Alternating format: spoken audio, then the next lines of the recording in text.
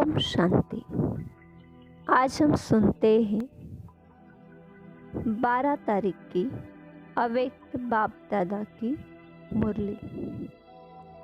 Revise course की मुरली है 22/2/86। विश्व कल्याणकारी बाप अपने सेवाधारी बच्चों के प्रति आज जो शिक्षा देते हैं। मुरली का सार, रूहानी सेवा, निस्वार्थ सेवा। आज बाप दादा ने विशेष सेवा का महत्व बताया। ब्राह्मण जीवन ही सेवा का जीवन है। सेवा बिना ब्राह्मण जी नहीं सकते। माया से जिंदा रहने का श्रेष्ठ साधन ही सेवा है। सेवा योग युक्त बनाती है। सेवा के प्रकार बाबा ने विशेष 2 बताए सेवाधारियों के।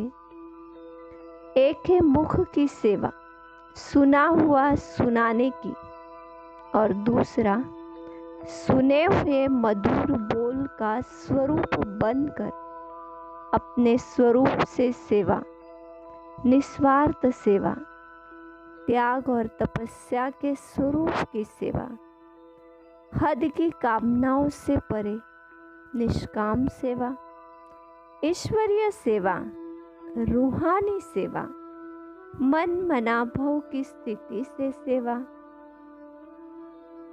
फिर बाबा ने 2 प्रकार के सेवाधारियों को देखा। अपने राइट हैंड और लेफ्ट हैंड सेवाधारियों को देख रहे थे। आज हम सुनते हैं राइट हैंड की विशेषता क्या है।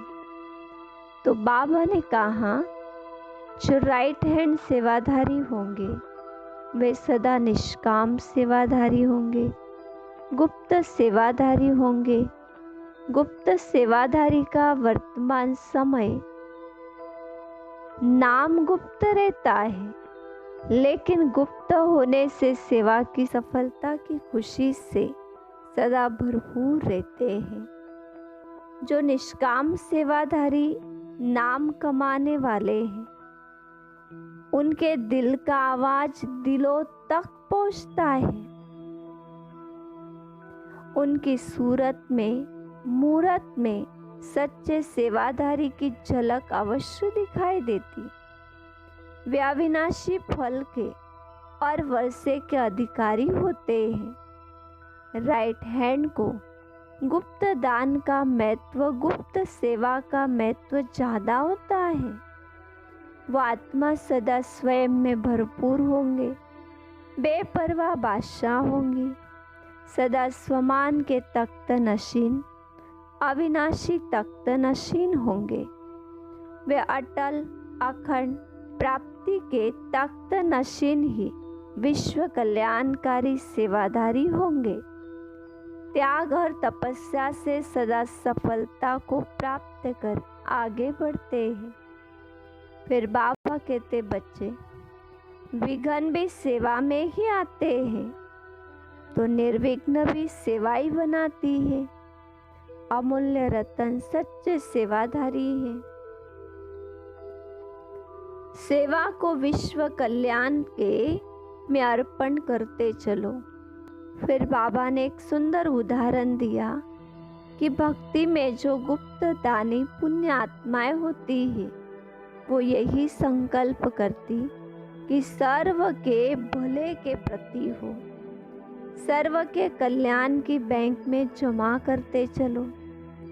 हद के संकल्प से परे होकर बेअद के सेवाधारी बन बाप के दिल तख्त नशीन बेपरवाह बादशाह बन संगम युग की खुशियों को, मौजों को मनाते चलो।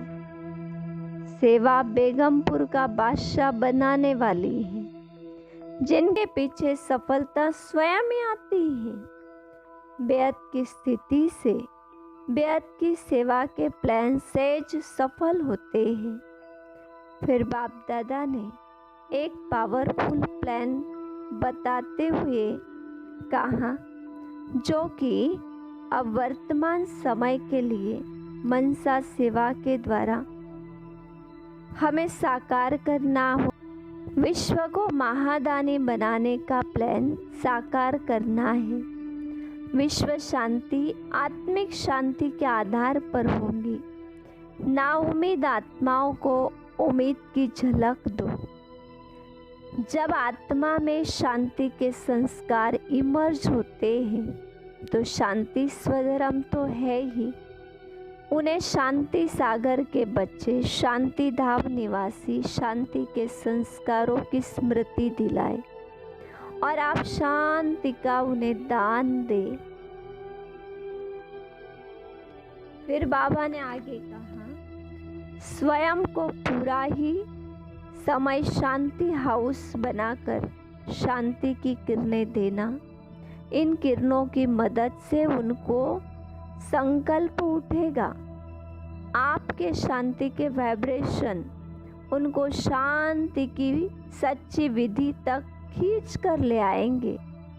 जो भी संपर्क में आए उनको मनसा से 2 शब्दों में आत्मिक शांति, मन की शांति का परिचय दे। अब शांति दूतों की आवाज़ गूंजेगी और शांति के फरिश्ते प्रत्यक्ष हो जाएंगे। आज बाबा ने कहा, आप अपने साकारी फरिश्ते रूप के द्वारा विश्व के दुखों को दूर करो और मास्टर गति सद्गति दाता बनकर भक्तों को भी गति सद्गति का प्रसाद बांटो। क्योंकि आज संसार में अनेक आत्माएं परिस्थितियों के वश चिल्ला रही हैं। कोई महंगाई से, तो कोई भूख से, तो कोई तन के रोगों से, तो कोई मन की अशांति से।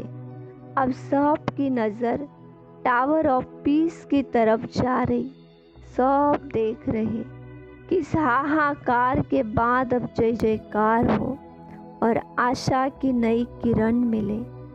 तो चले हम अपने विश्व कल्याण के स्टेज पर स्थित होकर आज सारा दिन विश्व की आत्माओं को अपने फरिश्ते स्वरूप से टावर ऑफ पीस बनकर संसार की समस्त आत्माओं को वो शांति के वाइब्रेशन पहुँचाए और उन्हें खींचकर बाबा के घर तक लाए। ओम शांति।